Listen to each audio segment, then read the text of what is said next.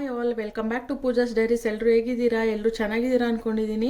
ಇವತ್ತು Mandya style fish sambar ತೋರಿಸೋಣ ಅಂತ ವಿಡಿಯೋ ಮಾಡ್ತಾ ಇದ್ದೀನಿ.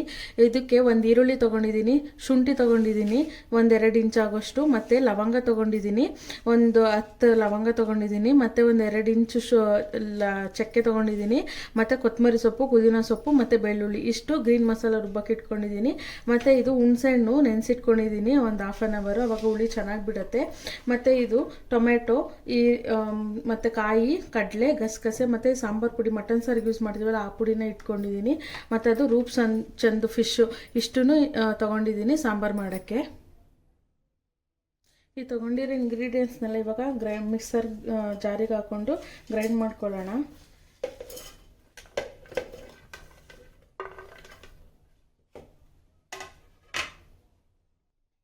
ಇದು ನೋಡಿ, ಇವಾಗ ಈ ಥರ ನೈಸಕ್ಕೆ ಪೇಸ್ಟ್ ಮಾಡಿ ಇಟ್ಕೊಂಡಿದ್ದೀನಿ. ಈಗ ನೆಕ್ಸ್ಟ್ ಇನ್ನೊಂದು ಮಸಾಲೆ ಇದೆಯಲ್ಲ ಅದನ್ನು ರುಬ್ಕೊಳ್ಳೋಣ. ಸ್ವಲ್ಪ ಟೊಮೆಟೊ, ಕಾಯಿ ಮತ್ತು ಕಡಲೆ, ಮತ್ತು ಇದು ಸಾಂಬಾರು ಪುಡಿ ತೊಗೊಂಡಿದ್ನಲ್ಲ, ನಾನು 4 ಸ್ಪೂನ್ ತೊಗೊಂಡಿದ್ದೀನಿ. ಈ 4 ಸ್ಪೂನ್ ಇದನ್ನು ಖಾರ ಪುಡಿನೂ ಇದರೊಳಗಡೆ ಸೇರಿಸ್ಕೊಳ್ಳೋಣ. ನೀಟಾಗಿ ಮಿಕ್ಸ್ ಆಗುತ್ತೆ. ಮತ್ತು ಈ ಸ್ಪೂನಲ್ಲಿ, 1 ಟೀ ಸ್ಪೂನಲ್ಲಿ 1/4 ಸ್ಪೂನು ಗಸಗಸೆ ಹಾಕ್ಕೊಂಡಿದ್ದೀನಿ. ಇಷ್ಟು ಇವಾಗ ರುಬ್ಕೊಳ್ಳೋಣ. ನೋಡಿ, ಇವಾಗ ಈ ಮಸಾಲನೂ ರೆಡಿ ಆಯಿತು. ಇದನ್ನು ನೈಸುಗೆ ಈ ಥರ ರುಬ್ಕೊಂಡು ಇಟ್ಕೊಂಡಿದ್ದೀನಿ. ನೆಕ್ಸ್ಟ್ ಹುಣಸೆಹಣ್ಣು ಇದೆಯಲ್ಲ ಅದನ್ನು ನೀಟಾಗಿ ಕಿವುಚಿ ಇಟ್ಕೊಳ್ಳೋಣ. ಹುಣಸೆಹಣ್ಣು ನೆನೆಸಿಟ್ಟಿದ್ನಲ್ಲ ಅದನ್ನು ಕೂಡ ಕಿವುಚಿ ಸೋಸಿ ಇಟ್ಕೊಂಡಿದ್ದೀನಿ. ಈಗ ನೆಕ್ಸ್ಟು ಬನ್ನಿ ಒಗ್ಗರಣೆ ಹಾಕ್ಕೊಳ್ಳೋಣ.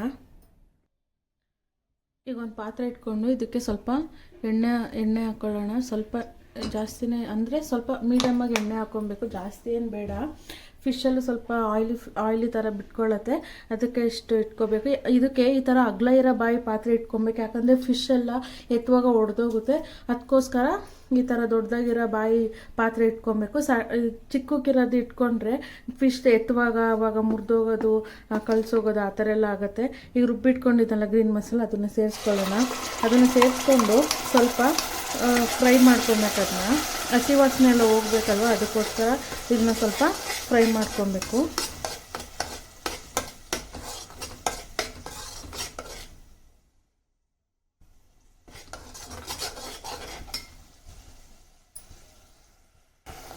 ಇದಕ್ಕೆ ಸ್ವಲ್ಪ ಅರಿಶಿನ ಪುಡಿ ಸೇರಿಸ್ಕೊತೀನಿ. ಆ ಫಿಶಲ್ಲಿ ಇರುತ್ತಲ್ಲ ಸ್ಮೆಲ್ ಅದೆಲ್ಲ ಹೋಗೋಕ್ಕೆ. ಫಿಶ್ನ ತೊಳಿವಾಗ್ಲೇ ಅರಿಶಿನ ಹಾಕಿ ತೊಳ್ಕೊಬೇಕು. ಫಸ್ಟು ಫಿಶ್ನ ಕಟ್ ಮಾಡಿಸ್ಕೊಂಬರ್ತೀರಲ್ಲ ಅದಕ್ಕೆ ನೀರು ಸೇರಿಸ್ಬಾರ್ದು. ಫಸ್ಟೇ ಉಪ್ಪು ಹಾಕಿ ಸ್ವಲ್ಪ ಹೊತ್ತು ಒಂದು 5 ನಿಮಿಷ ನೆನೆಯಾಗಿಬಿಟ್ಟು ಅದನ್ನು ಆಮೇಲೆ ನೀರು ಹಾಕಿ ತೊಳೆದು ಆಮೇಲೆ ಅರಿಶಿನ ಪುಡಿ ಹಾಕಿ ನೀರು ಹಾಕಿ ನೀಟಾಗಿ ತೊಳೆದ್ರೆ ಸ್ಮೆಲ್ಲೇ ಬರೋಲ್ಲ. ಫಿಶ್ ಮಾಡಿದ್ದೀವಿ ಅಂತಲೇ ಗೊತ್ತಾಗಲ್ಲ. ಕೌಚ್ ಸ್ಮೆಲ್ಲೆಲ್ಲ ಪಾತ್ರೆಗೆಲ್ಲ ಹಿಡಿಯುತ್ತೆ ಅಂತ ಆ ಥರ ಎಲ್ಲ ಏನಾಗಲ್ಲ. ಈ ಟ್ರಿಕ್ ಒಂದ್ಸತಿ ಟ್ರೈ ಮಾಡಿ ನೋಡಿ. ಫಿಶ್ ತಂದಾಗ ಅದು ಸ್ಮೆಲ್ಲೇ ಬರೋಲ್ಲ. ಬರುತ್ತೆ ಸ್ಮೆಲ್, ಆದರೆ ತುಂಬಾ ಬರಲ್ಲ, ಸ್ವಲ್ಪ ಅವಾಯ್ಡ್ ಆಗುತ್ತೆ ಉಪ್ಪು ಮತ್ತು ಅರಿಶಿನ ಹಾಕಿ ತೊಳೆದ್ರೆ. ಅದಕ್ಕೆ ಇವಾಗ ಸ್ವಲ್ಪ ಅರಿಶಿನ ಹಾಕ್ಕೊಂಡಿದ್ದೀನಿ. ನೆಕ್ಸ್ಟ್ ಈ ರುಬ್ಬಿಟ್ಕೊಂಡಿದ್ವಲ್ಲ ಈ ಮಸಾಲ ಇದನ್ನು ಸೇರಿಸ್ಕೊತಾ ಇದ್ದೀನಿ. ಇದನ್ನು ಸ್ವಲ್ಪ ಹಾಕಿ ಫ್ರೈ ಮಾಡೋಣ, ಆಮೇಲೆ ನೀರು ಸೇರಿಸ್ಕೊಳ್ಳೋಣ.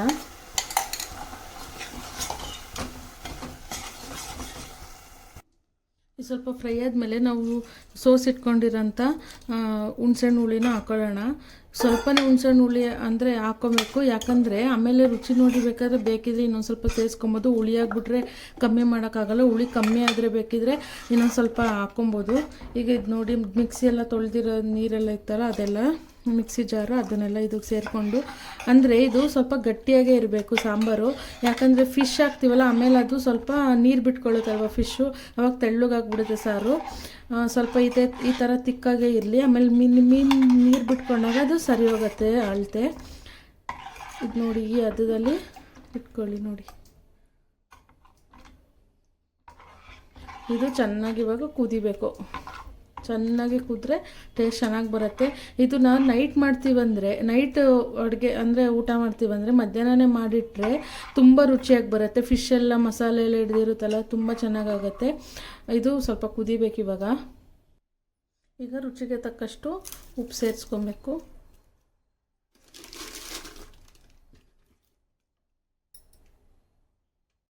ನೋಡಿ ಸಾಂಬಾರು ಚೆನ್ನಾಗಿ ಕುದ್ದು ಚೆನ್ನಾಗಿ ಬೆಂದು ಈ ಥರ ಎಣ್ಣೆ ಬಿಟ್ಕೊಂಡಿದೆ. ಈ ಥರ ಎಣ್ಣೆ ಬಿಟ್ಕೊಂಡಾದ್ಮೇಲೆ ಇನ್ನೇನು ಆಫ್ ಮಾಡ್ತೀವಿ ಅನ್ನುವಾಗ ನಾವು ತೊಗೊಂಡಿರೋ ಫಿಶ್ನ ಇದರೊಳಗಡೆ ಸೇರಿಸ್ಕೊಬೇಕು.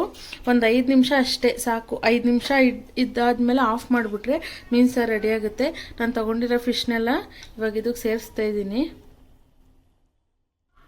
ಈ ಫಿಶೆಲ್ಲ ಹಾಕಾದ್ಮೇಲೆ ಇದರ ಕ್ಲೋಸ್ ಮಾಡಿ ಒಂದು 5 ನಿಮಿಷ ಬಿಟ್ಟರೆ ಸಾಕು. ಆಗ ನೀಟಾಗಿ ಫಿಶೆಲ್ಲ ಬೇಯುತ್ತೆ. ಯಾಕಂದರೆ ಫಿಶ್ಶು ಬೇಗ ಬೆಂದ್ಬಿಡುತ್ತೆ, ಅದಕ್ಕೋಸ್ಕರ ಜಾಸ್ತಿ ಬೇಯಿಸೋ ಅವಶ್ಯಕತೆ ಇಲ್ಲ. ಒಂದು ಸ್ವಲ್ಪ ಒಂದು 5-10 ನಿಮಿಷ ಆದಮೇಲೆ ಆಫ್ ಮಾಡಿಬಿಟ್ರೆ ಆ ಬಿಸಿ ಇರುತ್ತಲ್ಲ ಸಾಂಬಾರು ಬಿಸಿ, ಅದಕ್ಕೇ ಅದು ನೀಟಾಗಿ ಬೆಂದೋಗ್ಬಿಡುತ್ತೆ. ಅವಾಗ ಉಪ್ಪು ಖಾರ ಎಲ್ಲ ಹಿಡ್ಕೊಳ್ಳುತ್ತೆ. ಇದು ನೋಡಿ ಆಗಿದೆ. ಇವಾಗ ಫಿಶ್ ಎಲ್ಲ ಬೆಂದಿದೆ.